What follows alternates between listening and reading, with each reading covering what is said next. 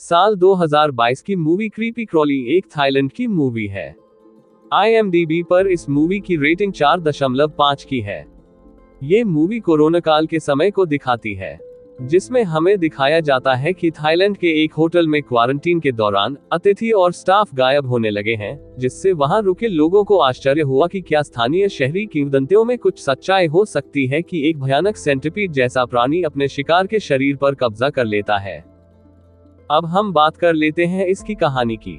इसकी कहानी की शुरुआत होती है कैंपिंग के लिए आई एक यूट्यूबर की टीम से, जो वहां अपना व्लॉग बनाने आई होती है। तभी उस लड़की को एक बुजुर्ग औरत मिलती है जिसने मास्क लगाया होता है और उसके मुंह से खून निकल रहा होता है। वो उस बुजुर्ग औरत को नजरअंदाज कर अपने कैंप की तरफ चली जाती है। अब रात के समय उसके टेंट में सेंटिपीड घुस आते हैं।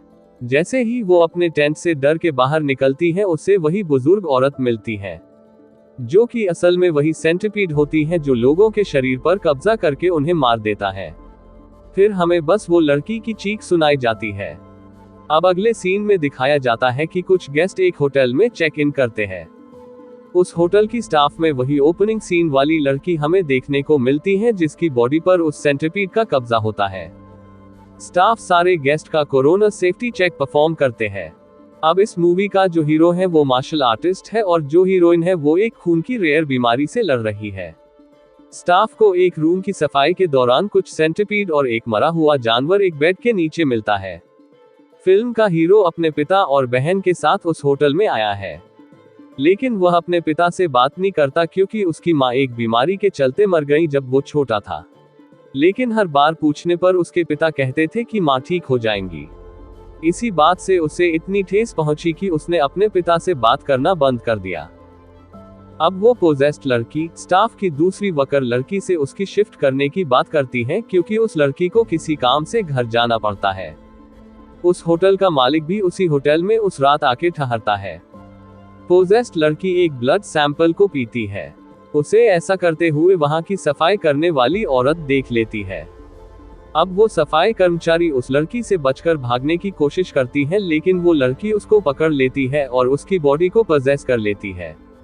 हीरोइन सीढ़ियों पर बैठ सिगरेट पी रही होती है, तभी वहां हीरो आ जाता है, क्योंकि उसकी बहन उसे बताती है कि होटल के नल में खून जैसा पानी आ रहा है, जिसके बारे में वो पूछने के लिए बाहर आता है। तभी सीढ़ियों से नीचे आते हुए उसे अपने जूतों में कुछ चिपचिपाहट महसूस होती है। जब वो ध्यान से देखता है तो वो खून होता है। पीछे से हीरोइन भी आ जाती है। अब जब वो दोनों उस खून का पीछा करते हैं तो उन्हें एक लाश मिलती है, जिसे देखकर वो डर जाते हैं।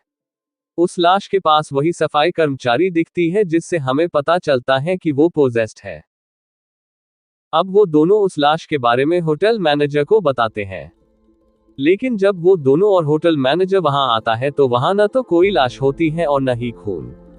तभी वहां एक गेस्ट भागता हुआ आता है, जिसकी गर्दन पर एक सेंटिपीड होता है। हीरोइन उसके गर्दन से उस सेंटिपीड को हटाती है और इसी दौरान वो सेंटिपीड उसको काट लेता है। जहां हीरोइन होटल स्टाफ को बोलती है कि उसे जहरीले जानवरों से कोई दिक्कत नहीं होती। अब वो सफाई कर्मचारी कोरोना किट पहनकर हीरोइन के कमरे में आ जाती है और उस पर हमला कर देती है। उस दौरान हीरोइन हीरो के साथ कॉल पर होती है। जैसे ही हीरो को हीरोइन के चीखने की आवाज आती है, वो उसे बचाने के लिए उसके रूम का गेट तोड़कर अंदर घुस जाता है और उस सफाई कर्मचारी पर लैंप से वार करता है। फिर उस सफाई कर्मचारी में जो राक्षस होता है वो बाहर आकर हीरो पर वार करता है, लेकिन किसी तरह हीरो हीरोइन उससे बच जाते हैं। अगले सीन में होटल मैनेजर और स्टाफ घटना स्थल पर आ जाते हैं। हीरो मैनेजर से उसकी फैमिली को दूसरे होटल में शिफ्ट करने की बात बोलता है।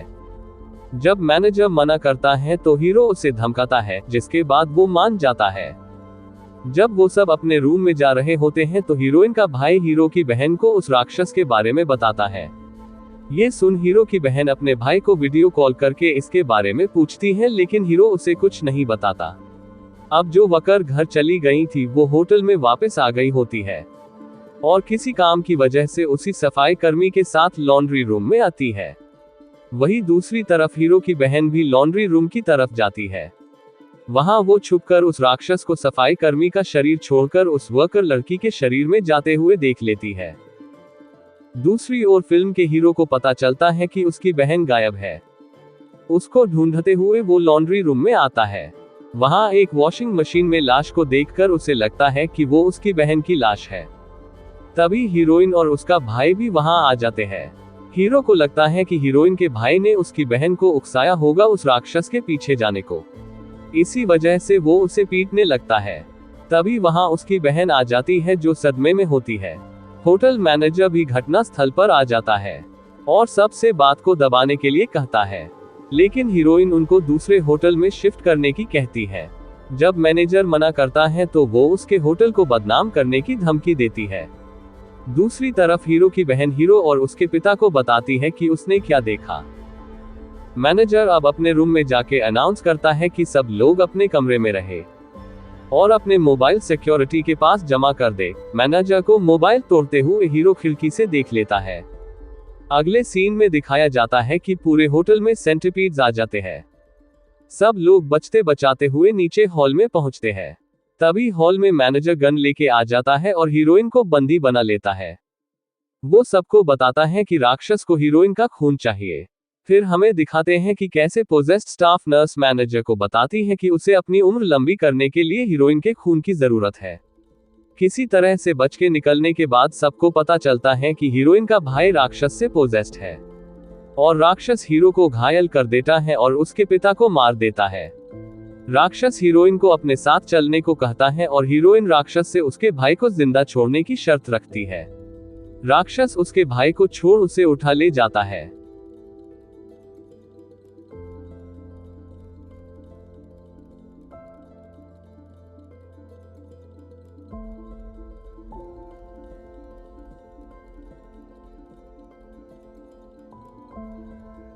हीरोइन के भाई को होश आता है और वो राक्षस के पास से हीरोइन को निकाल लेता है।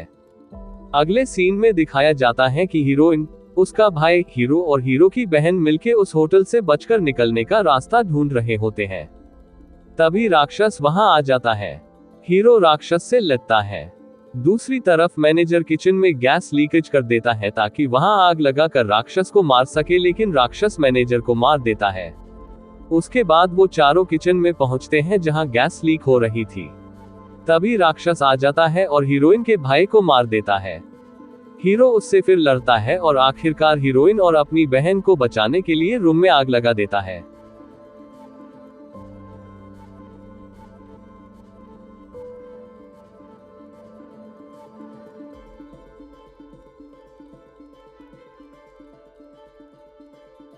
मूवी के एंड में दिखाया जाता है कि हीरोइन को राक्षस ने वहां से भागते समय काट लिया था, जिसकी वजह से उसकी बीमारी ठीक हो गई है।